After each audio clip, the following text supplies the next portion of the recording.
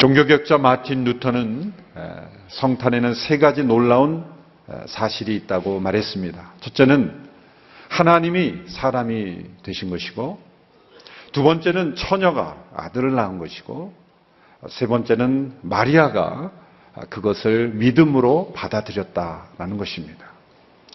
하나님이 사람이 되신 놀라운 사건, 그리고 처녀가 아들을 낳은 그 사건, 그것과 동일한 놀라운 사실은 그 처녀인 마리아가 자신의 몸을 통해 그 아들이 태어나도록 하나님께 자신을 내어드리는 순종을 했다는 것입니다. 성탄을 맞이하면서 우리는 이 마리아의 믿음, 마리아의 순전한 순종을 우리는 다시금 기억할 필요가 있습니다. 로만 가톨릭처럼 마리아에게까지 기도하는, 그럼 마리아를 신성시하는 데까지 가서는 잘못이지만, 그렇다고 우리 개신교가 마리아의 믿음을 높이 평가하지 않은 것은 잘못이라고 생각을 합니다. 하나님께서는 구세주를 세상에 보내실 때 이 나사렛의 한 가난한 여인을 택하셨습니다. 하나님께서 하나님의 아들을 세상에 보내실 때 예루살렘의 부유한 가정의 서기관의 딸로 자라난 그러한 마리아를 선택하실 수도 있었을 것입니다. 그러나 그 당시 세상 사람들이 볼 때 주목하지 않았던, 그리고 다른 사람들이 부러워하지 않았던, 그러나 하나님께로 온전히 그 마음이 향해 있던 한 여인을 주목하시고 그 마리아를 통해 예수님을 세상에 보내신 것입니다. 신약 성경을 보면 예수님의 이 동정녀 탄생을 논리적으로 증명하려고 하지 않습니다. 로마서처럼 논리적으로, 교리적으로 증명하려고 하지 않습니다. 오히려 요셉과 마리아의 이 놀라운 반응, 때로는 그들에게 두렵고 떨리는 그 반응, 어떻게 이런 일이 있을 수 있을까 반응하는 그러한 모습을 통해서 예수님의 탄생을 소개하고 있습니다. 동정녀 탄생의 기사는 신약에 두 군데가 나오죠. 마태복음과 누가복음. 마태복음은 요셉, 예수님의 육신의 아버지였던 그 요셉을 중심으로 기록하고 있고, 누가복음은 마리아를 중심으로 기록하고 있습니다. 그 이유는 기록의 대상이 달랐기 때문입니다. 마태복음은 유대인들을 대상으로 기록된 책이기에 그 남성적인 시각에서 기록되었고, 또 누가복음은 이방인 그리고 연약한 자를 생각하는 그러한 시각이기 때문에 마리아를 중심으로 한 기록이 되어 있다는 것이죠. 또 누가복음은 예수님의 탄생을 기록할 때 예수님의 탄생으로부터 시작하지 않고 세례 요한, 사가랴와 엘리사벳을 통해 태어난 세례 요한으로부터 시작하고 있습니다. 하나님께서는 그 메시아를 세상에 보내실 때 언제, 어떤 모습으로, 어떻게 세상에 보내실지를 준비하셨습니다. 그리고 누구를 통해 예비하실지까지 준비하셨습니다. 주님의 길을 가장 가까이 예비한 세례 요한의 출생은 그 출생 자체부터 그는 예수님의 출생을 준비하는 사람이었다는 것입니다.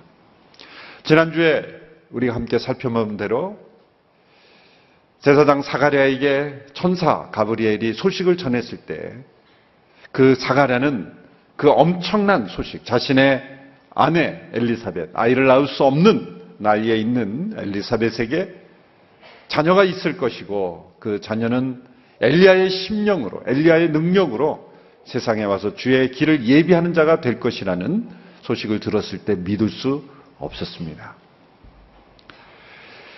이 세례 요한과 예수님의 출생의 공통점은 둘 다 초자연적인 기적의 탄생이었다는 거죠. 천사 가브리엘의 소식을 통해서 기적적인 탄생이었다는 거죠. 세례 요한은 아이를 낳을 수 없는 나이에, 인간적으로, 의학적으로, 상식적으로 아이를 낳을 수 없는 상태에서 엘리사벳이 출생하였고, 그리고 예수님은 처녀의 몸에서 아이를 낳았다. 둘 다 초자연적인 기적의 탄생입니다. 그러나 차이점이 있습니다. 그 소식을 들은 부모들이, 특별히 사가랴와 이 마리아. 한 사람 사가랴는 제사장이었고 하나님을 가까이 섬기는 그러한 종이었지만 그 가브리엘이 전해준 소식을 믿음으로 받아들이지 못했습니다. 그러나 나사렛의 한 가난한 소녀였던 마리아는 천사 가브리엘을 통해서 주어진 그 소식을 믿음으로 받아들였다는 것. 이것이 놀라운 차이인 것입니다. 우리가 지난주에 살펴본 대로 사가랴가 어떻게 반응했습니까? 1장 18절의 말씀을 다시 읽어보면 이렇게 기록이 되어 있습니다. 사가랴가 천사에게 물었습니다. 제가 어떻게 이 말을 확신하겠습니까? 나는 늙었고 내 아내도 나이 많습니다. 당연한 대답 같지만 이것은 불신앙의 대답이었죠. 어떻게 이런 일이 있을 수 있습니까? 이 어떻게는 불신앙의 어떻게입니까? 어떻게입니다. 그런데 마리아가 이제 이 소식을 들었을 때 어떻게 처음에 반응했습니까? 이제 가브리엘 천사가 이렇게 인사합니다. 기뻐하여라, 은혜를 입은 자여 주께서 너와 함께 하시다. 은혜를 입은 자여 주께서 너와 함께 하신다. 마리아는 이 인사를 듣고 이렇게 대답했어요. 이런 인사가 무슨 인사인가? 이것은 마리아가 구약 시대에 이런 인사는 아무에게나 주어지지 않는 인사라는 것을 알았기 때문입니다. 기드온에게 하나님께서 기드온을 부르실 때 이렇게 말씀하셨어요. 큰 용사여 주께서 너와 함께 하신다. 구약 시대에는 주께서 너와 함께 하신다라는 그런 인사는 아무에게나 주어지는 일상적 인사가 아니었기 때문이죠. 특별한 하나님의 부르심, 하나님의 선택을 받은 사람들에게 주어지는 인사이기 때문이죠. 이런 인사가 나에게 어떻게 주어질 수 있는가? 라는 그런 놀라운 그 마리아에게 가브리엘은 자세하게 설명해 줍니다. 30절에서 33절의 말씀입니다. 우리 같이 한번 읽어볼까요? 시작. 그러자 천사가 말했습니다. 두려워하지 마라. 마리아야, 내가 하나님의 은혜를 받았다. 보라라, 내가 잉태의 아들을 낳을 것이다. 그러면 그 이름을 예수라 하여라. 그는 위대한 이가 될 것이고 지극히 높으신 분의 아들이라 불릴 것이다. 주의 하나님께서 그에게 그 조상 다윗의 보좌를 주실 것이다. 그는 야곱의 집을 영원히 다스릴 것이며 그의 나라는 결코 끝나지 않을 것이다. 그는 지극히 높으신 이의 아들이며 동시에 다윗의 왕위를 받은 사람이다. 그는 하나님의 아들이면서 동시에 다윗의 아들인 이 이중적인 신분을 가진 분으로 태어날 것이다. 바로 이사야 9장에 나타난 가장 명확한 메시아의 예언이 이루어지는 사건이라는 거죠. 이사야 9장 6절에서 7절의 예언을 우리가 같이 한번 읽어보겠습니다. 이사야 9장 6절 7절 말씀 시작. 한 아이가 우리를 위해 태어났다. 우리가 한 아들을 얻었다. 그의 어깨에는 주권이 있고 그의 이름은 기묘자, 모사, 전능하신 하나님, 영원하신 아버지, 평화의 왕이라 불릴 것이다. 그분의 넘치는 주권과 평화는 다윗의 보좌와 그의 왕국 위에 끝없이 펼쳐질 것이다. 지금부터 영원히 공평과 정의로 그것을 견고히 세울 것이다. 만군의 여호와의 열정이 이것을 이루실 것이다. 구약에 나타난 메시아 예언 중 가장 명확한 예언입니다. 한 아기가 태어날 것인데 그 아이의 정체는 전능하신 하나님, 영원하신 아버지, 바로 그 영원하신 아버지여 전능하신 하나님께서 한 아기로 오시는데 그 아기가 다윗의 왕위로 오실 것이다. 다윗의 후손 예수 그리스도. 바로 이 엄청난 예언이 마리아에게 임하는 아들이라는 거죠. 마리아는 이 말씀을 듣고 이렇게 대답했습니다. 34절입니다. 같이 한번 읽어볼까요? 시작. 마리아가 천사에게 물었습니다. 처녀인 제게 어떻게 이런 일이 있겠습니까? 자, 사가랴의 대답과 비슷한 말인 것처럼 보입니다. 마리아도 처녀인 제게 어떻게 이런 일이 있겠습니까? 이 똑같은 어떻게 있는 것 같지만 정반대의 어떻게입니다. 사가랴는 그것은 이루어질 수 없는 불가능한 일인데 어떻게 이루어질 수 있습니까? 라는 어떻게예요. 불신앙의 어떻게예요. 그걸 어떻게 해요? 누군가 이렇게 할 때 그걸 어떻게 합니까? 못해요. 그런 뜻이에요. 그런데 마리아가 처녀인 제게 어떻게 이런 일이 있을 수 있겠습니까? 라고 하는 어떻게는 제가 아직 경혼한 상태인데 어떻게 제가 그러면 할 수 있겠습니까? 어떻게 하면 될까요? 이 질문은 받아들이는 수용적인 믿음의 자세에서 나오는 어떻게입니다. 우리가 하나님께 던지는 어떻게라는 질문이 사가랴의 이 불신앙의 어떻게가 아니라 마리아처럼 믿음으로 하나님의 뜻을 순종하는, 그러면 제가 어떻게 이 일에 참여할 수 있을까요? 라고 하는 그런 믿음의 어떻게가 될 수 있게 되기를 축원합니다. 천사는 마리아가 내가 어떤 것을 행함으로 이루어지는 것이 아니라 단지 하나님의 역사를 믿음으로 받아들이기만 하면 된다는 것을 말씀했습니다. 35절의 말씀 우리 같이 읽습니다. 시작. 천사가 대답했습니다. 성령께서 내게 임하실 것이며 지극히 높으신 분의 능력이 너를 감싸 주실 것이다. 그러므로 태어날 거룩한 아기는 하나님의 아들이라고 불릴 것이다. 성령께서 내게 임하실 것이며 지극히 높으신 분의 능력이 너를 감싸 주실 것이다. 많은 경우에 왜 동정녀의 탄생이어야만 했는가라는 것을 설명할 때 죄가 없이 태어나야 하기 때문이라고 설명하는데 그건 정확한 설명은 아닙니다. 여인의 몸에서만 태어난다고 죄가 없는 인간이 되는 것은 아니기 때문이죠. 남성, 그러면 죄는 전부 남자에게만 있는 것입니까? 남성으로부터 태어나면 죄가 있는 것이고 여성으로만 태어나면 죄가 없는 것이 그렇지 않아요. 여성도 죄가 있는 거죠. 예수님의 동정녀 탄생이 중요한 것은 성령의 능력으로 예수님이 태어났기 때문에 예수님이 죄가 없으신 거예요.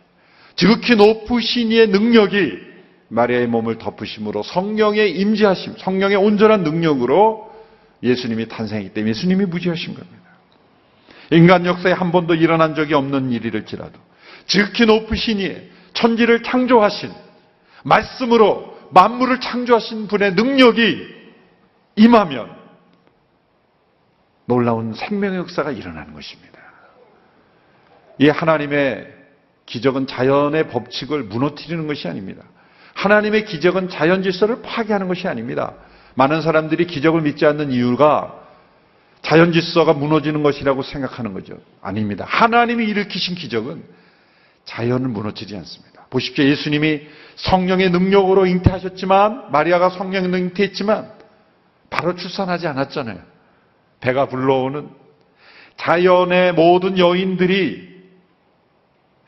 여인들이 겪는 그러한 배가 불러오는 그 모태에서 자라나는, 그럼으로써 출산의 과정을 겪는 자연의 출산 과정을 예수님이 겪으셨죠.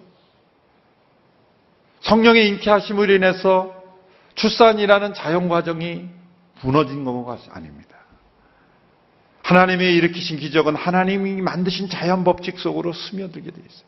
예수님이 만드신 기적을 통해서 만드신 빵, 오병이어의 기적의 빵은 내버려 두면 썩어지는 자연과 같은 빵이었다는 거예요.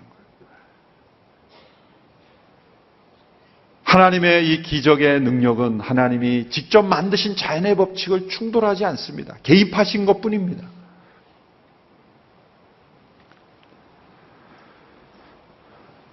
천사는 계속해서 마리아의 믿음을 견고하게 해주기 위해서 구체적인 사례를 듭니다. 이것이 바로 사가랴와 엘리사벳에게 세례 요한이 태어나야만 했던 이유이죠. 36절, 37절의 말씀을 보실까요? 우리 같이 한번 읽겠습니다. 시작. 보아라, 내 친척 엘리사벳도 그렇게 많은 나이에 아이를 가졌다. 아이를 갖지 못하는 여자라 불렸는데 임신한 지 벌써 6달 때가 됐다. 하나님께는 불가능한 일이 전혀 없다. 보아라, 예를 들어주시는 거예요. 사람은 예를 통해 믿음을 갖게 돼요. 증거를 통해 우리는 믿음을 확실하게 갖게 돼요. 마리아에게는 믿음이 있었지만 그 믿음을 견고하게 세워주기 위해서 보아라, 내 친척 엘리사벳도 아이를 낳을 수 없는 상태였지만 벌써 6개월이 되었다. 성경의 구약에 보면 아이를 낳을 수 없는 그러한 상황에서 아이를 낳았던 많은 여인들이 있죠. 아브라함의 아내 사라, 이삭, 야곱의 아내들도 아이를 낳지 못하는 상태에서 낳았죠. 우리가 잘 아는 한나, 사무엘을 탄생했죠. 그리고 가장 가까이는 엘리사벳이 아이를 낳을 수 없는 상태에서 아이를 낳았어요. 그 구약의 모든 사건을 익히 알았던 마리아. 그러면 그 모든 사건들이 누구를 위해서, 무엇을 위해서 일어난 사건들이라는 것입니까? 동정녀의 몸에서도 아이를 낳을 수 있다는 것. 도저히 불가능한 상태에 있던 여인의 몸에서 하나님의 전능하신 능력으로 아이가 태어났다면, 처녀의 몸에서 아이가 태어나는 것, 그것 또한 가능한 일이라는 예가 되는 것이죠. 더군다나 가장 가까운 친족 엘리사벳에게 일어난 사건을 말씀하고 있습니다. 그런데 여기서 여섯째 달이 됐다라는 말씀이 나오죠. 저는 곰곰이 생각해 봤어요. 왜 여섯째 달 때가 되었을 때 마리아에게 태어났을까?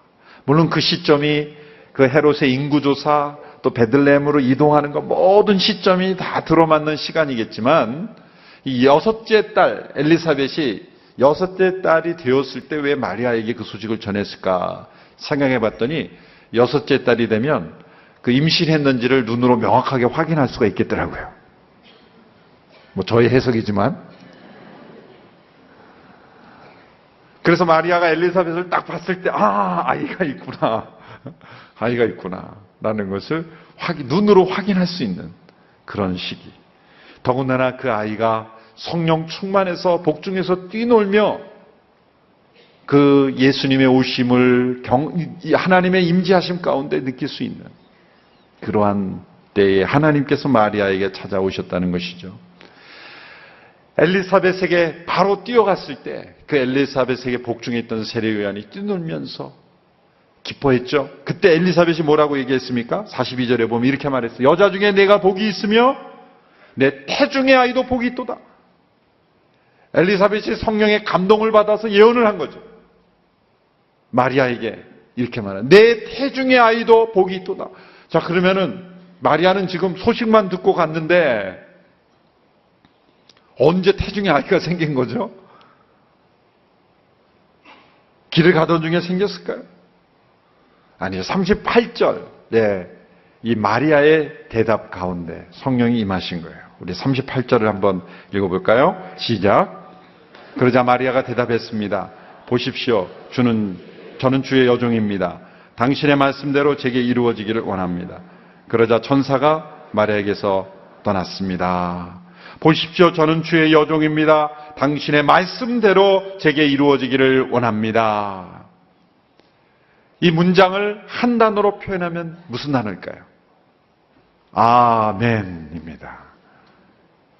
아멘이 해석하면 그렇게 되기를 원합니다. 그렇게 될지어다. 말씀대로 제게 이루어지기를 원합니다. 한 단어로 표현하면 아멘이에요. 여러분, 우리가 하나님의 말씀에 온전한 믿음으로 아멘 하면 어떤 일이 일어나는 것입니까? 처녀의 몸에서 아이가 잉태되는 놀라운 사건도 우리의 삶 속에 일어난다는 거예요. 그것이 아멘의 능력이에요. 내 아멘의 능력이 있는 것이 아니라 하나님의 전능하신 능력이 그 말씀을 통해 우리에게 찾아올 때 내가 아멘으로 받아들일 때는 이 마리아의 몸에서 일어나는 동일한 사건이 우리에게도 나타날 수 있다는 거죠. 그것이 육신의 질병이건 또 어떤 열악한 상황이건 어떤 상황에 처했든지 간에 하나님의 말씀에 아멘으로 응답하는 자에게는 새로운 창조의 능력이, 새로운 하나님의 역사가 나타난다는 거예요. 아멘은 이렇게 놀라운 거예요.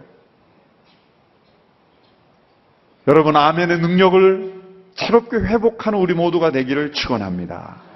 아멘에 너무 익숙해서 그냥 아멘인지 노멘인지, 아멘은 많이 하는데 아멘 소리가 크다고 능력이 있는 게 아니에요. 그 마음에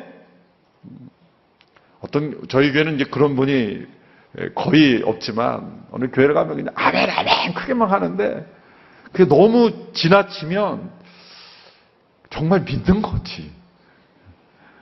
못 믿어서 자꾸 저러나. 그럴 때가 있어요. 아멘의 능력은 목소리가 크다고 이루어지는 게 아니라 마리아의 고백이 있을 때 이루어지는 거예요. 저는 주의 여종입니다. 말씀대로 제게 이루어질지어다. 아멘. 강중민 목사님 설교 가운데 이런 얘기가 나오더라고요. 좀 충격적인 얘기지만 여러분들이 한번 드려볼게요. 어떤 아이를 낳지 못하는 그 며느리가 있는데 시어머니가 믿음이 참 좋으신 분이에요. 젊은 시어머니도 젊은 분이고 이제 결혼했는데 아이를 낳지 못해서 그 며느리를 위해서 기도하려고 자꾸 이제 목사님들과 같이 기도하고 그랬는데 이 며느리가 믿음이 없어요. 하나님 역사에 대한 기대도 없어요. 그래서 그 목사님이 기도해 줄 때마다 시어머니가 아멘, 아멘 그러는데 시어머니가 아이를 가졌다는 거죠.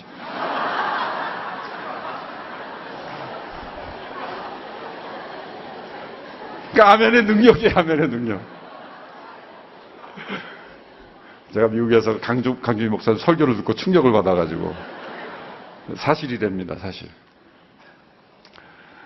본문과 전혀 상관없는 원고에 없는 얘기가 갑자기 생각이 나서.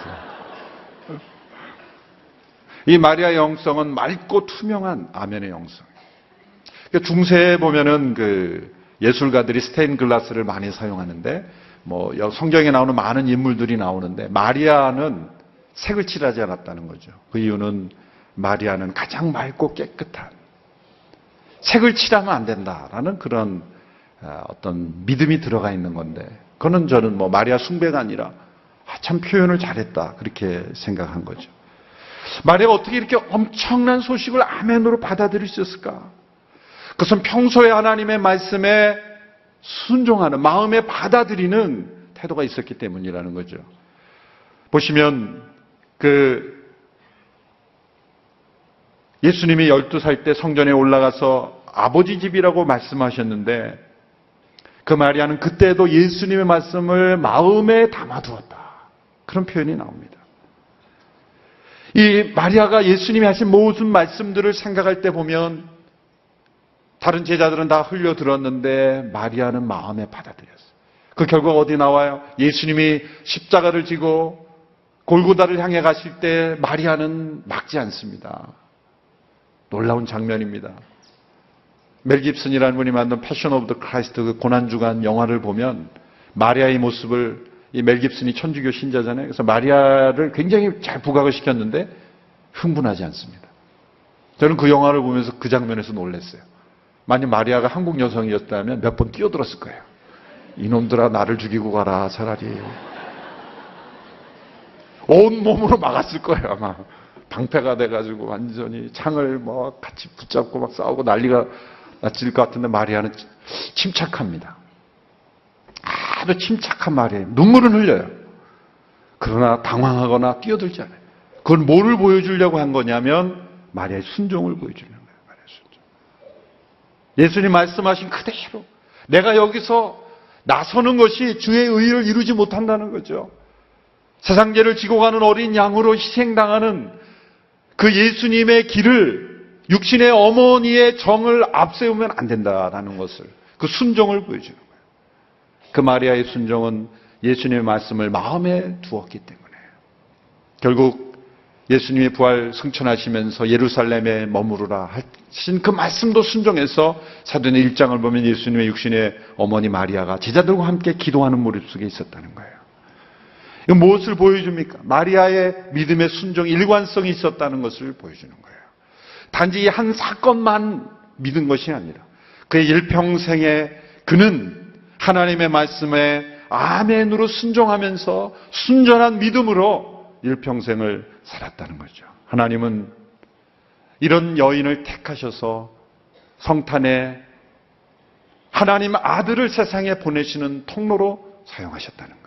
오늘 이 시대에도 우리가 하나님의 말씀에 순전한 아멘으로 응답할 때 하나님이 우리를 통해서 놀라운 일을 이루실 줄로 믿습니다. 성탄은 하나님이 사람이 되신 사건입니다. 처녀가 아들을 낳은 사건입니다. 그리고 마리아가 믿음으로 그것을 받아들인 사건입니다.